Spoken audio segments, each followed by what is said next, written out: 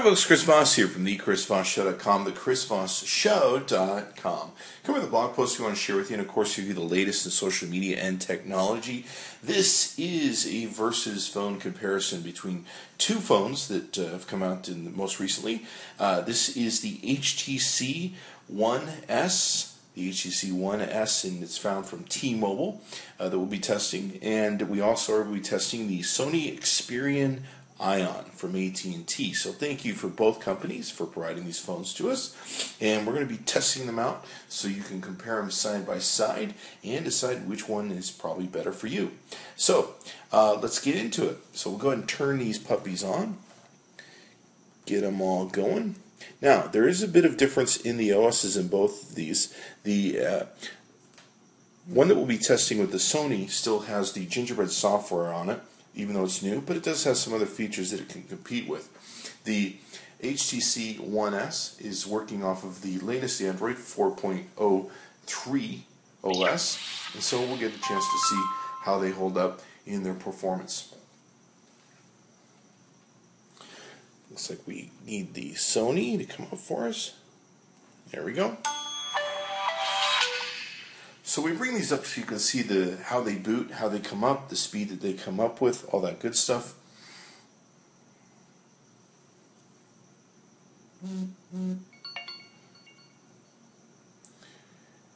And of course you can see that the Sony is up faster. It runs on the old Gingerbread system. We're hoping that the Sony will come eventually an upgrade to the Android 4.0 or Android 4.0 ice cream sandwich upgrade. We're very excited and interested to see if it ever does get upgraded, what it will be like, because it probably has the potential to be a very awesome phone. It's a good phone for what it is, especially with a 12 megapixel camera. But let's talk about some of the details, and we'll show you some of the differences. Now, let's talk about the T-Mobile HTC One. We won't be comparing the carriers per se, just the phones, and we want to take and go over the specs with them. So the HTC One that you find through T-Mobile has dimensions of 130.9 by 65 by 7.88 millimeters. So we're in metrics there on the metric system. Its weight is 119.5 grams. Has touch-sensitive controls with a Super AMOLED capacitive touchscreen, 16 million colors. The size of it is 540 by 90 pixels on the screen, 4.3 inches. You're looking at Gorilla Glass, Corning Gorilla Glass. It's got HTC Sense. This particular model is running off of the 4.0 HTC Sense OS, and then it also has, or I should say UI, it also has the Android 4.03 upgrade to it. It runs on 16 gigabytes of internal memory, 1 gigabyte of RAM, and it has an 8 megapixel camera on the back. We can't find what the rating is on the front-facing camera, but it does have a front-facing camera. It has simultaneously HD video, 180p on the back with 60 frames per second, and it boogie boards pretty good. It's a pretty good phone.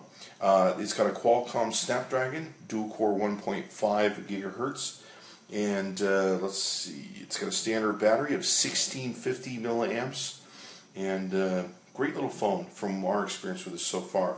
Let's talk about the Sony Xperia Ion. And with the Sony Xperia Ion, you're looking at 130 by 68 by 10.8 millimeters. It's 144 grams. It's got an LED backlit LCD capacitive touchscreen, 16 million colors, much bigger screen, 720 by 1280 pixels, 4.5 inches in your screen size. It's got multi-touch scratch-resistant glass with the Sony Mobile Bravia engines. It's got a microSD upgradable memory slot card up to 32 gigs, 16 gigabytes of memory, 1 gigabyte of RAM, and you're looking at 12 megapixel camera on the back, which is pretty freaking awesome. It's got 1080p, 30 frames per second on the back, and then on the front you're looking at 1.3 megapixels on the front-facing camera. It runs on Android OS 2.3.7, I believe, is the version that we have. It says there's a planned upgrade to 4.0, but we haven't seen it yet. Been a couple months, but hopefully we will see it. It has a Qualcomm Snapdragon dual-core 1.5 gigahertz chipset in it, and it has a standard battery of 1900 milliamps. So some good ideas for you there. One phone is available through AT&T, the other is available through T-Mobile. Okay, so now with the HTC One S, you have the ring pull, of course, that you can do to pull it out of standby. This is one of the things that's classic with the HTC line. You can also drag and drop an icon into the ring to be able to activate the app that you want, so it pulls up when you pull it out of standby. So you have those features there. You have a speaker across the top for when you're making calls. You have your front-facing camera here. You have the back button, the home button, and the recent app button. Now, other Android HTCs on the One series have gotten the 4.04 Android update. And in doing so, what HTC has done is made it so that you can go into settings and you can change this recent apps button to a menu button.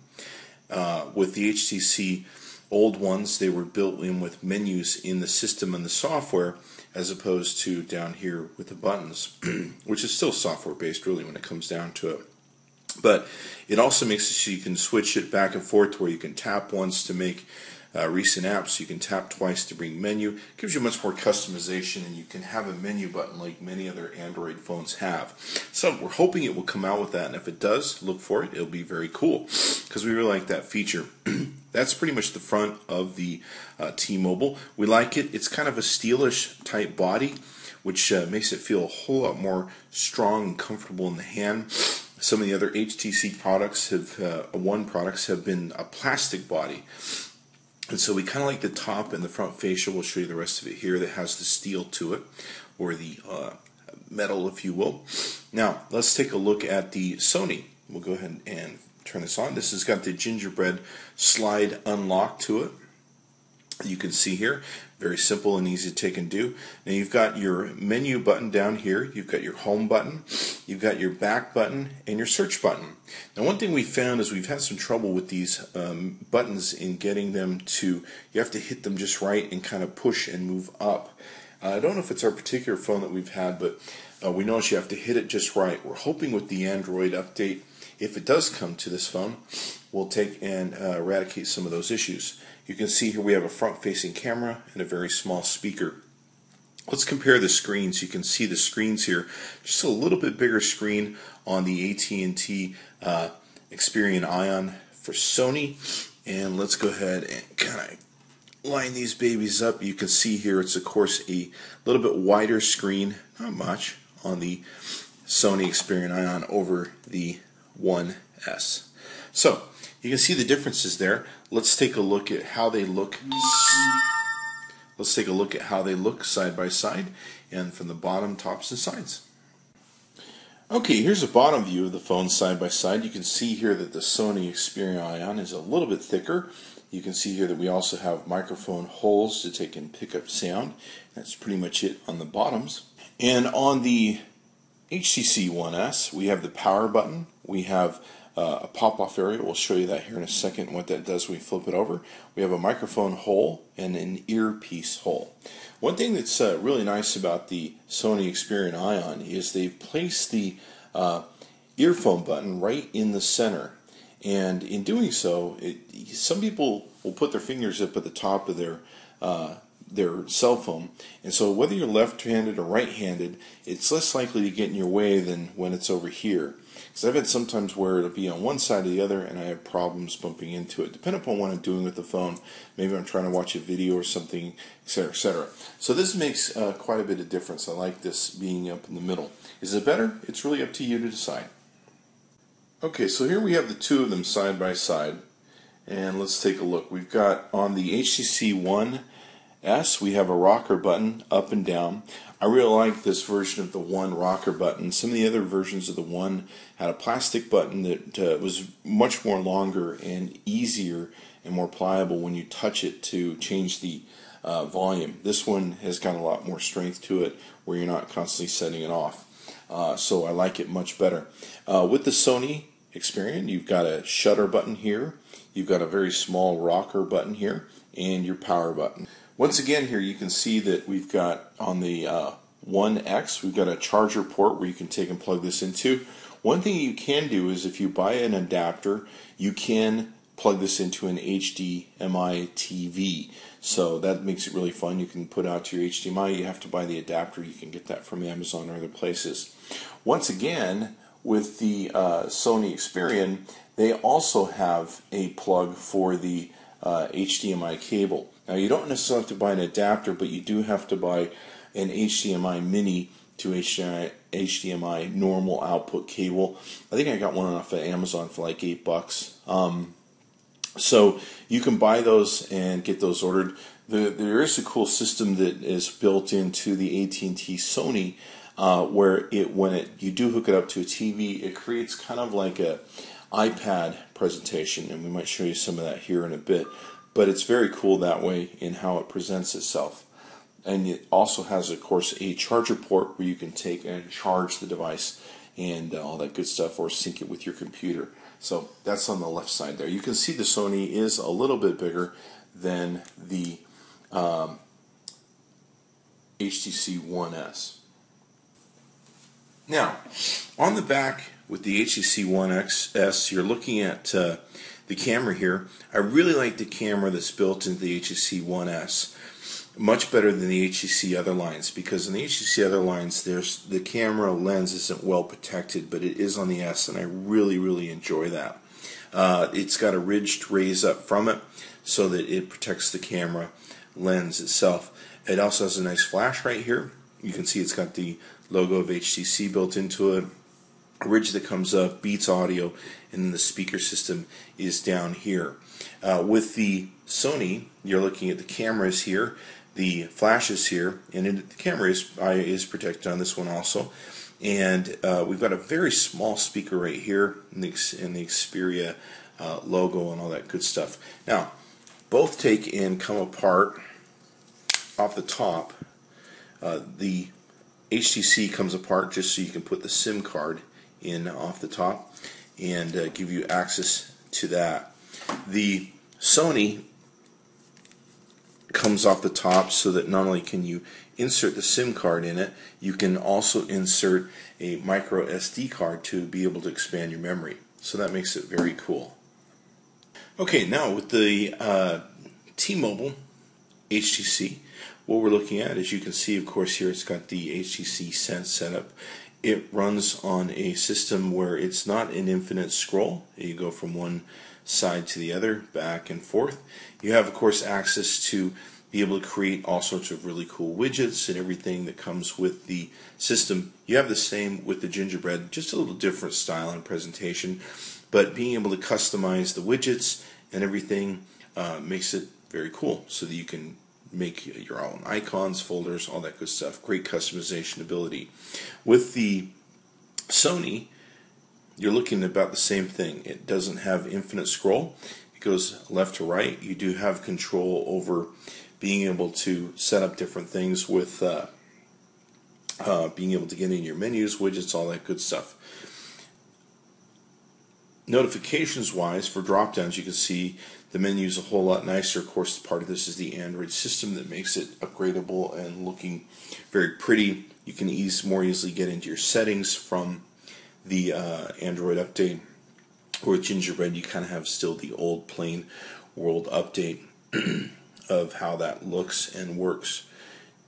You can see here some of the issues I've had with getting into the menus. Let's go ahead and go to... You can see, of course, the real difference in the presentation of the settings menu. Much more beautiful here on the the One S. We are interested to see how cool this phone is going to be if it ever does get the Android 4.0 ice cream sandwich update. That will be very, very cool to see. Okay, so let's get into some of the details of testing the phones, benchmarking, comparing them one another against itself. We don't want to create necessarily a comparison between T-Mobile and AT&T at this time, but we just want to show you how the phones perform on their applicable networks. You can see here we've run 5 different tests and kind of get a good averaging of how it performed on T-Mobile with a speed test and the phone. We'll get into some of the benchmarks of CPU and everything here in a bit. You can see some of the other comparative downloads, uploads, and everything we got through AT&T. So, now this is on an iPad 3 that we did the speed test, and this is a speed test of the hotspot for the T-Mobile One S. So these are the speeds that we got on average over, 6 different times here that we did the testing. And so the hotspot worked very well. We didn't have hardly any problems running with the iPad 3, which is a big burner of data and a big chewer up of download speeds. So watching Netflix and everything, I think we buffered once or twice, but we got great results in utilizing the hotspot through T-Mobile in the One S. It definitely kept up with the iPad 3 in processing data and getting it out to it. So great results there. Let's take a look at how the Sony did. Okay, so here we have speed tests with the iPad 3 pulling data off a hotspot on the AT&T Sony Xperia Ion. You can compare the results as to what you want to see there. But definitely gives you an idea as to how these perform well in hotspot situations. Both phones do well. We were able to watch Netflix at its highest rate, which is, we have it set for the HD setting, the highest setting you can do in Netflix. Both perform very well getting hotspot data and information out to us. Now this will give you an example of how we're looking. This is an internal Wi-Fi, of course, that we're running on where we're calling on Skype. So we're using the Skype software to take and do this. And you can see my image comes through fairly well, a little choppy, but such is the nature of computers. And I'm not sure we have a really high, fast Wi-Fi where we're recording this right now. But you can see my face, how it comes through, that it's acceptable when it comes to feeding me back data and information. Here you can see a call that we're making, a video call that we're making, where what we have here is a video call using the T-Mobile network. So we're not on the localized Wi-Fi with the HTC One S. So you can see some of that data. Like I said, we don't have a good Wi-Fi connection. I think as good as we'd like to have it here. It's okay. But you can see there's not much difference actually in using my localized Wi-Fi than there is using the T-Mobile system. So it works wonderful either way if you want to make video calls with the HTC One S. Okay, so here you can see the Sony Xperia Ion. It's processing a Skype call. And of course this is on a localized Wi-Fi network, so we've got some better range with it. And as you can see, I come across pretty good. I think a little bit better than the HTC One S, so I'll let you decide which one you think is better. Okay, and so now we're sending video through the AT&T network system and through coming out of the Wi-Fi and going through the AT&T network system through the Sony phone. So you can see how my image is coming out now, and this gives you an idea of how you can utilize this calling feature and how well the front-facing cameras and stuff work, and how well they play back video when you're doing video calls. So they work fairly well. Okay, so now let's look at some of the benchmarking and get into this. You can see here there's some real differences with the benchmarking and how it's scored. You can see the HTC One S scored much better than the Sony did. You can see, of course, there is some differences in the RAM, CPU float points, and stuff like that. There's other places where it did better over here on this side. So you can take a look at and compare the two side by side and get an idea as to how they play out. Okay, so here's some benchmark results using the A&E bench. You can see here that the T-Mobile One S outperformed the Sony Xperia by both sides of the Java experience, native and Java, when it came to threads. So you can see it there. Here you can see on our billion counter, comparatively, the HTC One counted to 1 billion in 21.43 seconds, and the Sony counted in 37.74. So you can see that the T-Mobile One is smaller but faster. Okay, so now here you can see the megapixels and processing when it comes to per second for both these in measuring the loops. And then you can see standard views. The views on these are a little bit different, so there's going to be a bit of performance difference on these because the screen is much more bigger, 1280 by 720 on the Sony comparatively to the smaller screen, the 960 by 540. So quite a bit of difference there you can see in the processing, so keep that in mind when you look at these numbers here. Okay, so here you can see we've got some really comparative results when it comes down to using Geekbench 2 app and getting some scores. You can see here definitely the HTC One S is outscoring the performance of the Sony, and of course you can read these any way you want. There are of course some differences in the phone. We'd be interested to see what the difference of the performance might be upgradable if the Sony ever gets 4.04. So that may be something that might improve it. We don't really know until I suppose we'll see it in whatever sort of improvements they make internally. So these are great apps to where if you have these apps, you can take it and follow along at home, compare your phone to these phones that you potentially might be interested in picking up, and see how your phone performs against the numbers we're showing you here. Here's an example of a GPS test. So what we're doing is testing how well each phone picks up GPS satellites, knows where it's at in the world, and all that good stuff.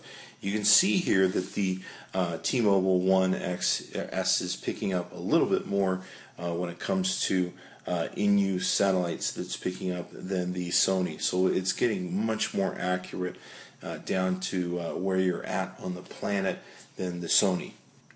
Okay, so you can see here that we've run the KFS benchmarking test to test both devices once again against each other. You can see here that the one is operating at 60 frames per second, or close to, in majority of cases, 55, 27, and 42. Not quite as much with the Sony, but you do have to keep in mind it is a much bigger screen, much bigger phone, more to process, all that sort of good stuff. If you're going to watch a movie, it's probably going to be much more enjoyable on the Sony, but given you can see the frame rates and how well it's taken and performing here. Okay, so here you can see a real difference in the scoring and how these performed. You can see that the device scored up, on this case, up as high as almost the HTC One X. Now with some of these scores, we noticed some differences as we've updated our OSs. So sometimes the a One X might score higher or lower depending upon what OS is installed on it. So these compilations aren't quite the most accurate from what we found. You can see here there's that little bit of difference there. Well, maybe that's just the presentation. So let's see. Our device scored on the Sony 2901 with the One S. We're looking at 4421. So it definitely outperformed it. You can see down here the scores and the total CPU, memory. Looks like CPU, it blew it away. Memory-wise, it really blew it away. I/O-wise, the I/O actually did better on the Sony. And 2D versions in running did better on the One, and same thing with the 3D versions of benchmarking. Now, one major difference that you have between the two phones is the HTC has the Beats audio on it. When you plug in your earphone jack, the Beats audio will activate. You can either turn it on or off. I like the sound enhancement that the Beats audio offers, and it sounds a whole lot better than the normal settings on the phone. So that is one of the nice things. You do have the Beats. If you do have the Beats product line, their headphones and earphones, all that good stuff, you can be able to enjoy those features with the phone much more better with the product line. I definitely like the Beats audio enhancement, and of course you can turn off if you don't like to. As soon as you plug in the jack, it will recognize that you're in an headphone mode, and it will start putting in the Beats audio. You can pull down the notifications and change it if you want. Let's take a look at the cameras. Now, with the HTC line,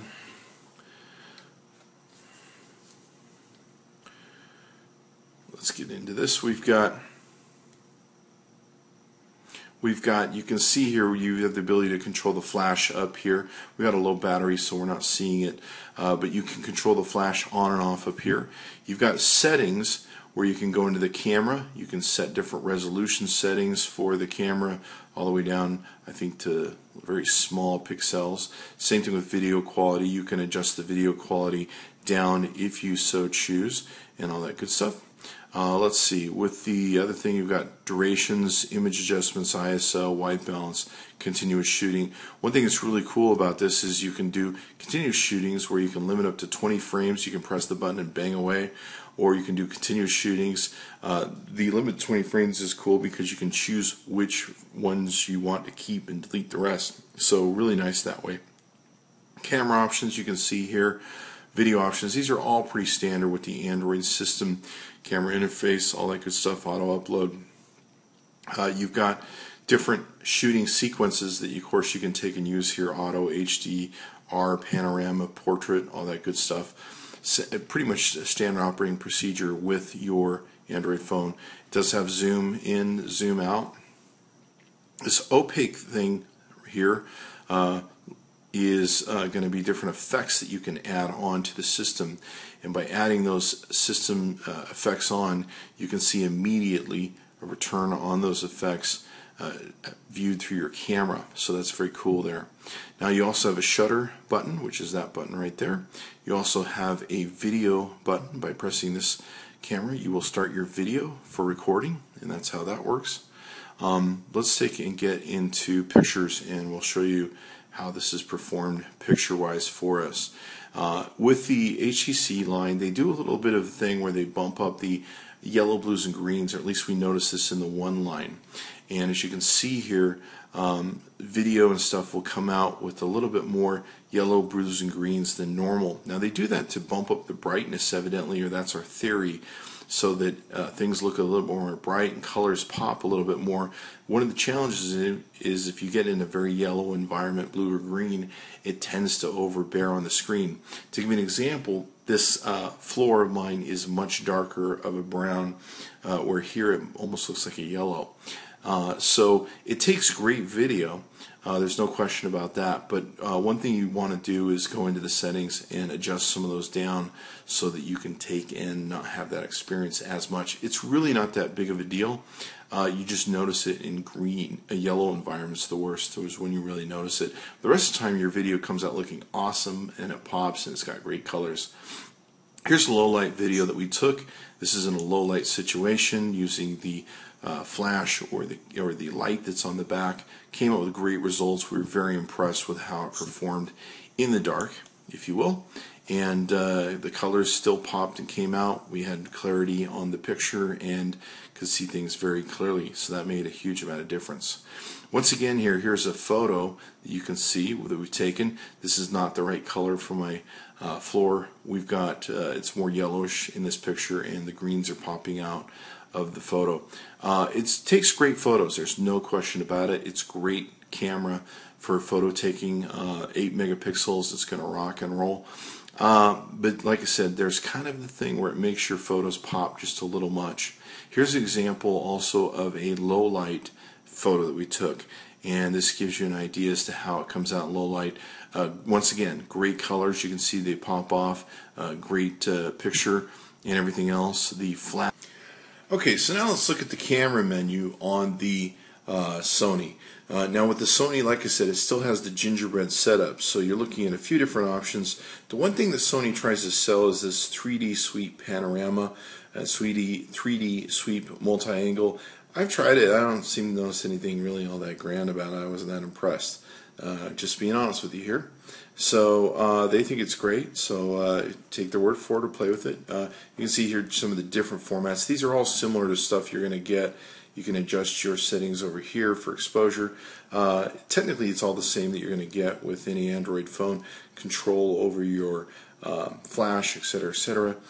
You've once again got menu items that you can get into here, where you can see different scenes that you can set up and different capturing methods, data storage, all that good stuff that you have access to with, like I said, with any Android phone system. Now, a couple of key differences here is you have a shutter button to go from, or I shouldn't call it a shutter button, but a switch button to go from video to just taking photographs. In your video menu, you've got some different things where you can do front and video, back video camera. Some of the same sort of adjustments in stuff, same in I/O and control of the flash. So these are all the different adjustments you can take and make. Now, you also, of course, have the shutter button at the top, which is very different than the One X, where you can use this to take pictures and stop your video. So it's very cool that way. Now, one of the things we want to show you in the menu options, of course, is you can take and do image stabilizer, capturing methods, white balance, all that sort of good stuff, full HD video size, basically control how well you shoot. Now, when it does come to the camera on the Sony, it definitely rocks. I mean, it's a really, really great camera. Now, it's 12 megapixels. We find it actually rivals the iPhone 4S in its camera qualities and its optics and ability to get great pictures. What is interesting, though, is we did blow up the pictures on the Sony comparatively to the iPhone 4S. We found the Sony pictures digitized much sooner than the iPhone 4S pictures digitized. So they're supposed to be much higher megapixel pictures. We're not really sure what that means. So if you're smart enough to figure that one out, let me know. But as you can see here, this is more accurately the color of the floor in my kitchen, and you can see here it actually portrays the stuff. There's not real smidgening on the basic colors of a photograph. It's a true color photograph, very clear. When it comes to the camera on this Sony, it's a great camera. Now, let's take a look at some low light situations where we've taken photographs in low light situations. You can see here this is taken with the flash. Photograph looks awesome. You can see everything in detail. You almost can't tell this is a low light, completely dark situation. The flash operates extremely well at lighting stuff up. Here's another video where you can see my kitchen floor. You do pick up a little bit more yellowing on the video than you do with the pictures, but the picture does come out true to life for the most part, and you can actually see little particles on the floor that I didn't notice before. I guess I need to sweep my floor with the Sony camera that I didn't notice with the One X. So you really do get a great camera with the Sony. Here's a low light situation, much similar to what we used on the One S. And you can see here, lights it up fairly well, not as well as you would hope to in a low light video situation. Certainly you can see some darkness around the area there. This is usually pretty black, but the colors come out okay, and you can still see the detail of the photos. But if you notice, the colors don't pop as much as they do with the One S. So that gives you an idea as to how well the camera performs. I would tell you that in my experience, the camera is much better on the Sony, given that it's 12 megapixels, of course, and from what we've seen of its results, than the One S. And of course, it's apples to oranges because the One S is a camera that's going to be much less than pixels. So it's a little bit, you can kind of blame some of that on it, but it is, I got to tell you, a great camera on the AT&T Sony Xperia Ion. So there you have it. There's our tour of both these phones in versus comparison. You've seen a number of different benchmarks and stuff to compare the two. Both are really great phones. I've enjoyed playing and working with both of them, and I can tell you for both the phones, they're wonderful to take and own.